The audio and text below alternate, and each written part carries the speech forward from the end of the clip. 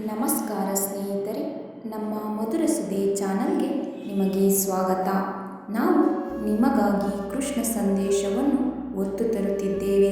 ಇಂದಿನ ಕೃಷ್ಣ ಸಂದೇಶದಲ್ಲಿ ಭಗವದ್ಗೀತೆಯ ಜೀವನದ ಪಾಠಗಳ ಮುಂದುವರೆದ ಭಾಗವನ್ನು ನೋಡುವ ಮೊದಲು ಯಾರೆಲ್ಲ ನಮ್ಮ ಚಾನಲನ್ನು ಹೊಸದಾಗಿ ವೀಕ್ಷಿಸುತ್ತಿದ್ದೀರಿ, ನಮ್ಮ ಚಾನಲನ್ನು ಸಬ್ಸ್ಕ್ರೈಬ್ ಮಾಡಿಕೊಳ್ಳಿ.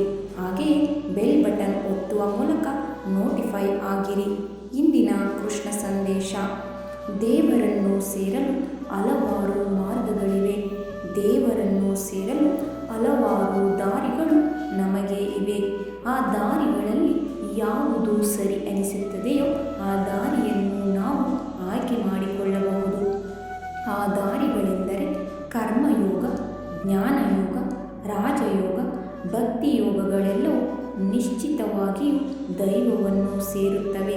ನಿಮಗೆ ಸೂಕ್ತವಾದ ದಾರಿಯನ್ನು ಆಯ್ಕೆ ಮಾಡಿಕೊಳ್ಳಿ. ಜ್ಞಾನ ಹಾಗೂ ಶಿಸ್ತನ್ನು ಬೆಳೆಸಿಕೊಳ್ಳಿ. ನೀವು ನಿಮ್ಮ ಜೀವನದಲ್ಲಿ ಯಶಸ್ವಿಯಾಗಬೇಕೆಂದರೆ ನೀವು ಜ್ಞಾನ ಮತ್ತು ಶಿಸ್ತನ್ನು ಬೆಳೆಸಿಕೊಳ್ಳಲೇಬೇಕು. ಜ್ಞಾನ ಮತ್ತು ಶಿಸ್ತುಗಳು ನಿಮ್ಮನ್ನು ಅನಾವಶ್ಯಕ ಸಮಸ್ಯೆಗಳಿಂದ ರಕ್ಷಿಸುತ್ತವೆ. ಮುಂದಿನದಾಗಿ, ಕರ್ಮ ನಿಮ್ಮ ಕೈಯಲ್ಲಿದೆ, ಆದರೆ ಫಲ ಕೈಯಲ್ಲಿಲ್ಲ. ನಿಮ್ಮ ಕರ್ತವ್ಯದಿಂದ ದೂರ ಓಡಬೇಡಿ. ಅದರ ಪರಿಣಾಮ ಒಳ್ಳೆಯದಾಗಿರದಿದ್ದರೂ ಪರವಾಗಿಲ್ಲ, ಅದನ್ನು ಪೂರ್ಣಗೊಳಿಸಿ. ನಿಮ್ಮ ಕರ್ತವ್ಯವನ್ನು ನೀವು ಪ್ರಾಮಾಣಿಕವಾಗಿ ಮಾಡಿ. ಫಲಿತಾಂಶವನ್ನು ಭಗವಂತನಿಗೆ ಬಿಟ್ಟುಬಿಡಿ. ಕೇವಲ ಕರ್ಮ ನಿಮ್ಮ ಕೈಯಲ್ಲಿದೆ, ಫಲ ನಿಮ್ಮ ಕೈಯಲ್ಲಿಲ್ಲ. ಸ್ವಾರ್ಥವನ್ನು ಬಿಟ್ಟುಬಿಡಿ. ನಿಮ್ಮ ಮನಸ್ಸಲ್ಲಿ ಸ್ವಾರ್ಥವನ್ನು ಬೆಳೆಯಲು ಬಿಟ್ಟರೆ ನಿಮ್ಮ ಬುದ್ಧಿ ಮಂಕಾಗುತ್ತದೆ. ಮನಸ್ಸಿನ ತುಂಬ ಸ್ವಾರ್ಥವನ್ನು ತುಂಬಿಕೊಂಡಿರುವ ಜ್ಞಾನಿಯ ವಿದ್ಯೆ, ಬುದ್ಧಿ ಪ್ರಯೋಜನಕ್ಕೆ ಬಾರವು. ಸ್ವಾರ್ಥ ತುಂಬಿಕೊಂಡಿರುವ ಜ್ಞಾನಿ ಹಾಗೂ ಧೂಳು ಬಿದ್ದಿರುವ ಕನ್ನಡಿ ಎರಡೂ ಹೊಳೆಯಲಾರವು. ಹಾಗೆಯೇ ಸ್ವಾರ್ಥವನ್ನು ಬಿಡಿ, ನಿಸ್ವಾರ್ಥದಿಂದ ಬದುಕಿ. ಸಂಶಯದಿಂದ ಹೊರಬನ್ನಿ. ಎಲ್ಲದಕ್ಕೂ ಅನುಮಾನ ಪಡುವವರು ಎಂದಿಗೂ ಖುಷಿಯಾಗಿರಲಾರರು.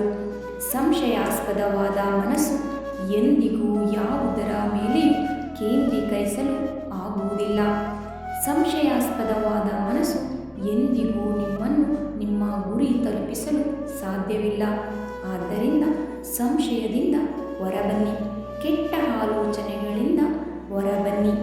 ಒಳ್ಳೆಯ ಯೋಚನೆಗಳನ್ನು ಮಾಡಿ, ಒಳ್ಳೆಯ ಕೆಲಸಗಳನ್ನು ಮಾಡಿ. ಭಗವಂತ ಜೊತೆಗಿದ್ದಾನೆ. ಯಾವುದಕ್ಕೂ ಭಯಪಡುವ ಅವಶ್ಯಕತೆ ಇಲ್ಲ. ಧನ್ಯವಾದಗಳು. ನಮ್ಮ ಪ್ರಯತ್ನ ನಿಮಗೆ ಇಷ್ಟವಾಗಿದ್ದಲ್ಲಿ ನಮ್ಮ ವಿಡಿಯೋಗೆ ಒಂದು ಲೈಕ್ ನೀಡಿ.